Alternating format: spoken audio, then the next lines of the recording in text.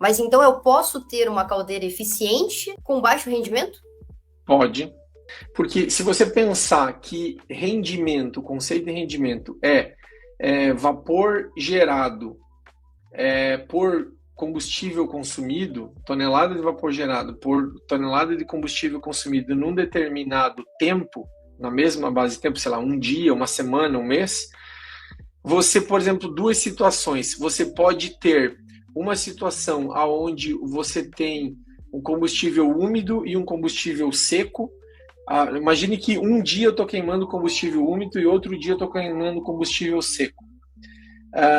Onde você tem uma pequena variação de eficiência e ela não está relacionada necessariamente ao combustível mais seco vai aumentar a eficiência.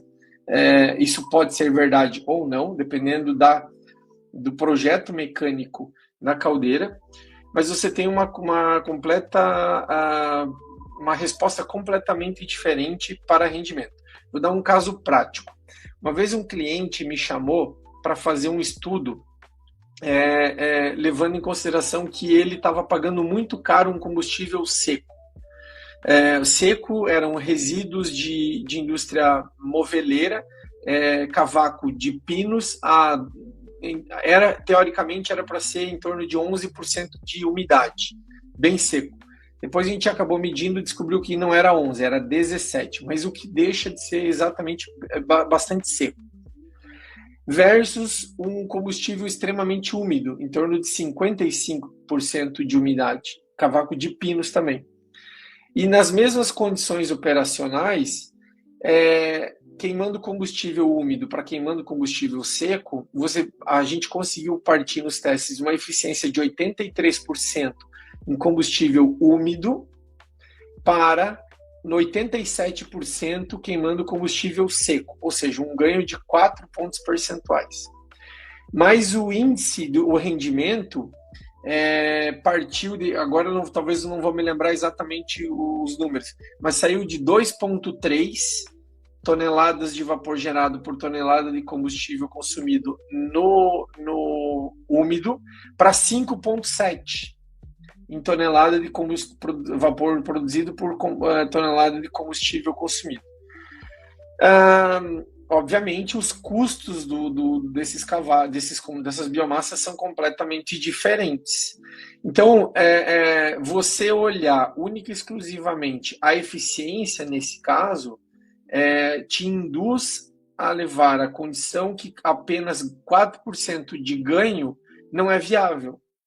Mas nesse caso, se tornou viável pagar mais caro por um combustível melhor, mais seco, porque o rendimento subiu muito. Vou dar outro exemplo para ficar claro. Imagine uma condição operacional da seguinte caldeira. Eu tenho a mesma biomassa, a mesma condição fabril, onde eu não vario temperatura de água de alimentação, não vario poder calorífico, não vario umidade e não vario produção de vapor. A minha fábrica está uma linha reta, estável. E aí eu tenho uma determinada eficiência tal da caldeira, sei lá, 80%. E aí eu coloco um TCP, um tanque pressurizado de condensado, tanque condensado pressurizado.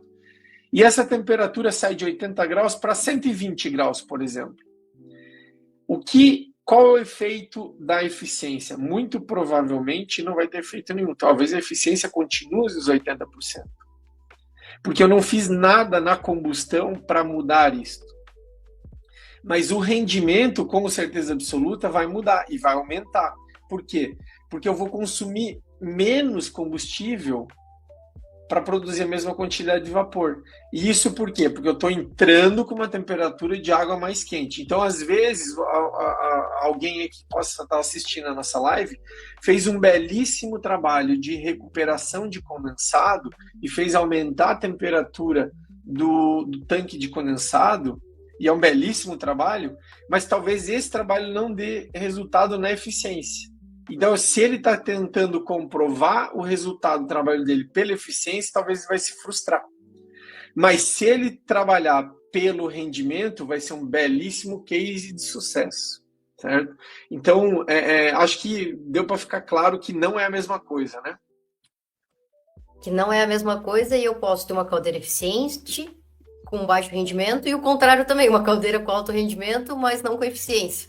Pode ter. Eu vou citar mais um exemplo aqui de um outro cliente que a gente fez um trabalho. Eu vou ao contrário para ficar bastante evidente. Em que ele nos chamou para fazer um trabalho de viabilidade, um estudo de viabilidade de combustível. E ele tinha um combustível padrão, uma biomassa padrão, relativamente seca, na faixa aí de 35% de umidade, era eucalipto, e ele tinha um resíduo florestal, um resíduo madeireiro, na verdade, pó de serra, pó de lixa, extremamente seco, na ordem de 10 a 12%. E por incrível que pareça, barato, mas ele pagava isso por metro cúbico, não por tonelada recebida. Então a densidade ali ele acabava pagando barato, mas não era tão barato assim. E o que acontecia? Quando você jogava esse combustível seco, extremamente seco, de 10 a 12% de umidade, a eficiência da caldeira caía. Caía na faixa de 80% para 65%, 15%. Então, mesmo que a biomassa fosse barata, a eficiência cai. E aí tu fala assim, mas não faz sentido numa condição lógica você pensar, pô, mas o poder calorífico é muito mais alto. É que o que acontece é o seguinte, caldeira é caldeira, caldeira não é incinerador. Caldeira é um equipamento que precisa ter combustão controlada. E aí a dinâmica, ele misturava esse pó junto no cavaco.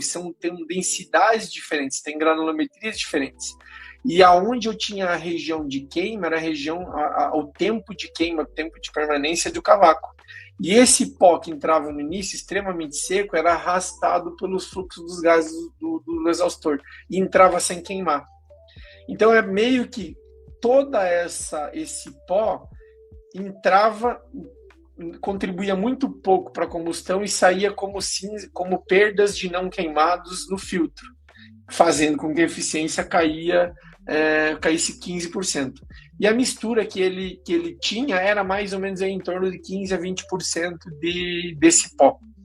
Então, ele tinha um aproveitamento desse combustível muito pequeno. Então, assim, a gente precisa desassociar o pensamento de quanto mais seco o combustível, melhor a eficiência. Isso não necessariamente é verdade, tá?